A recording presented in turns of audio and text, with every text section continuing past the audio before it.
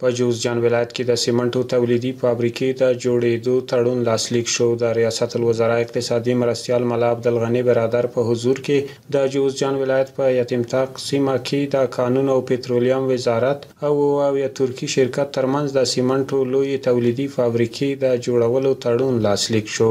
دغه تړون له مخې به قراردادي شرکت د یادې فابریکې د جوړولو په برخه کې 163 میلیونه ډالر پانګونه کوي او په ورځني ډول به د 3000 ټنو سیمنټو د تولید وړتیا ولري. د دې پروژې لاسلیک کول یا امضا کول زموږ لپاره ډېرې مهمې ورځې په نسبت ورځې سره یو ځای شول.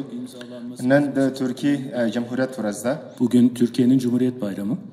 Cumhuriyet Bayramı'nda Türkiye ile Afganistan dostluğunu simgeliyor. د جمهوریت د ورځې باندې په دومره یوې ښکلې چې سمبولیک ارزښت ډېر زیات دغه پروژې کې دلته یو ځای کېږو سره دغه پروژه لاسلیک کېږي هم ارزښت نور هم زیاتېږي زموږ لپاره.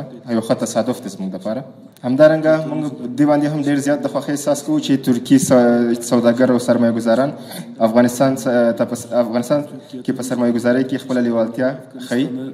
Giderek artan bir şekilde ilgi göstermelerinden ayrıca memnuniyet duyuyoruz. Afgan halkının değerli kardeşlerimizin hayatını daha iyi... موږ دا پروژې په ډېرې خوښۍ سره تعقیبوو. دغه داسې پروژې دي چې د افغانانو وروڼو هغه د ژوند په ښه والي کې ډېر ارزښت لري، ډېر مهم رول لوبوي.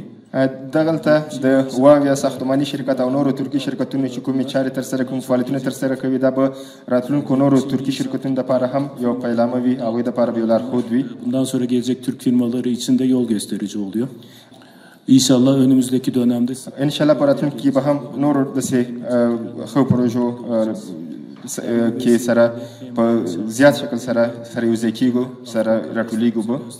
زه په دې وسیله باندې غواړم چې هم په ځانګړي ماته او همدارنګه زموږ هېواد ته چې کومه مینه او ملګرتیا او هغه راښودل کېږي، هغې له امله خپل مننې وړاندې کوم. teşekkürlerimi, şükranlarımı sunmak istiyorum. د کانونو او پترولیم وزارت مسؤلین وایي دا تړون چې له مخې به یا ترکي شرکت د سیمنټو د اکتشاف، استخراج، تولید او ټولنیزو خدماتو په برخو کې پانګونه کوي د 30 کلونو لپاره په پام کې نیول شوی دی. قرارداد د 30 کلونو لپاره لاسلیک وو. نوموړی شرکت په یاد پروژه کې د خپلو تعهداتو او ژمنو سره سم د اکتشاف، استخراج، ګټې اخیستنې او ټولنیزو خدماتو په برخه کې شاوخوا 163 میلیونه امریکایي ډالر پانګونه کوي. د سیمنټو دغه تولیدي فابریکې په جوړېدو سره به شاوخوا 1200 هیوادوالو ته په مستقیم ډول د کار زمینه برابره شي. نوموړی شرکت به د اکتشاف په مرحله کې 500 کسانو ته او د ګټې اخیستنې په مرحله کې 1200 کسانو ته په مستقیم ډول د کار زمینه برابروي. همداراز نوموړې فابریکه به په ورځني ډول 3000 ټنه سیمنټ د تولید ظرفیت ولري. موږ هیله من یو چې ټول شرکتونه به د خپلو ژمنو سره سم خپلې چارې پر مخ یوسي.